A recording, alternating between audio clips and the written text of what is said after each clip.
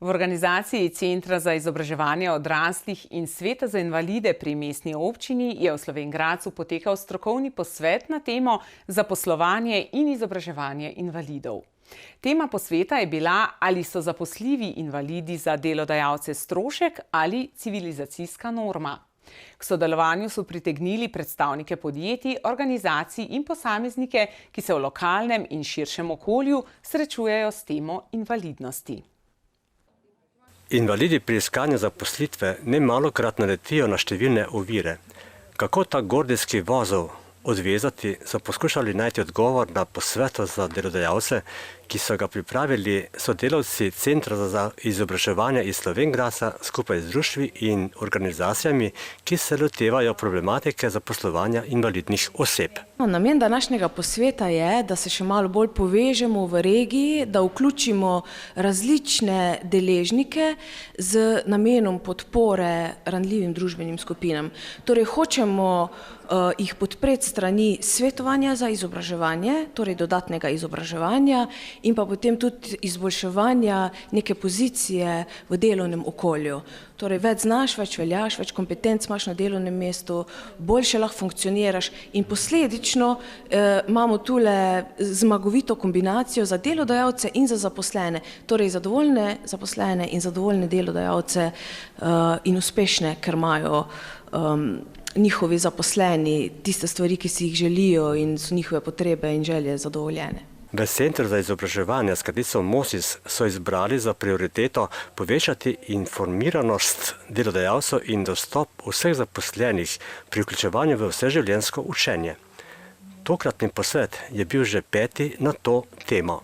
No in tako smo se pred 5 leti odločili, da bomo vsaj enkrat na leto organizirali nek strokovni dogodek, na katerem bi nekako povezali, še bolj se povezali z delodajalci, pripravili neke teme, ki bi bile za njih zanimive in potem skupaj iskali neke rešitve, da bi pač to sodelovanje še bolje potekalo.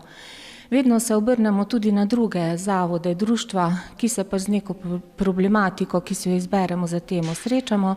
No in letos se nam je zdelo, da bi bilo dobro spregovoriti o invalidih, se pravi o ljudeh z neko oviranostjo. Mateja Tajnšek je članica Sveta za invalide pri mestni občini Slovenj Gradec. Vprašali smo jo, kako ona vidi problematiko zaposlovanja invalidov. Mestna občina je res občina po meri invalidov že od leta 2008 naprej.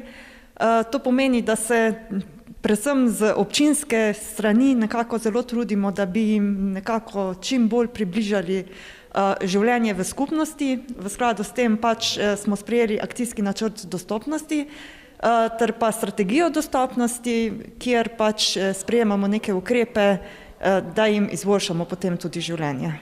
Da se lahko tudi invalidi in ljudje z ovirami uspešno vključijo v podjetništvo, je dokazal slepovidni Jure Srebrovič iz Bukovske vasi, ki uspešno vodi podjetje Nova moč s 70 zaposlenimi. Je problem v tej sodobni družbi, ker delodajalci pričakujejo od delavcev, da bodo opravljali več nalog hkrati in skoraj v vsaki panogi oziroma skoraj v vsakem poklicu se najde, tudi če recimo bi na prvi pogled rekel, ta poklic je pa lahko za slepe zelo primeren, potem izpade, da pač delodajalec, pričakuje še, da bo, šel na teren, da bo tretjo, kar pa potem že potegne za sabo, da rabiš pač pomoč, da rabiš neko spremstvo, da greš. Zdaj, potem tudi poklicne usmeritve, že ko osnovno šolo zaključimo, dostikrat se potem slepi odločajo zgolj na podlagi študijskega oziroma šolskega programa, ne razmišljajo pa toliko, da bodo potem to delo lahko opravljali. Recimo, če dam čisto konkreten primer, iz osnovne šole se nekdo piše v program prodajalec trgovec. V redu, trgovsko bo on naredil, predmete se bo naučil in bo naredil, pač praksa se mu bo bodi si prilagodila, bodi si kakorkoli, ampak potem, ko bo on to šolo dokončal, ne more biti trgovca, ne vsi vemo, da slep pač ne more delati niti na blagajni, niti nič. In to so potem take stvari. Da je Slovenj Gradec občina po meri invalidov, govorijo prizadevanja občinske uprave na čelu z županom, da bi čim bolj zmanjšali ovire v bivalnem okolju. Ja, res, že leta 2008 smo dobili ta naziv občina prijazna invalidom in lahko rečem, da tako tudi delujemo. Sprejeli smo tudi kar nekaj dokumentov, s katerimi smo si zadali izvesti določene naloge, med njimi se pravi načrt dostopnosti, akcijski načrt po meri invalidov in vse to, v katerem so res te naloge, ki nekako nam nalagajo obveze za boljše in dostojno življenje invalidov v naši občini, bodi si gibalno oviranih oziroma drugih ljudi z kakršnimi koli hibami. In predvsem smo v lanskem letu naredili veliko skupaj z društvom paraplegikov na odpravi arhitekturnih ovir v samem mestnem jedru. Seveda pa je prav, da vse občanke in pa občani nekako sobivamo enakopravno v naši občini in da vsi poskušamo narediti nekaj na tem, da se počutimo vsi dobrodošli in pa enakopravni in lahko rečem, da nam kar dobro uspeva. Po podatkih Zavoda za zaposlovanje se je število iskalcev zaposlitve v zadnjem obdobju sicer zmanjšalo, vendar med nezaposlenimi še vedno prednjačijo ljudje z ovirami in težje zaposljivi. Vsaka tretja oseba, ki je brezposelna, je namreč invalid.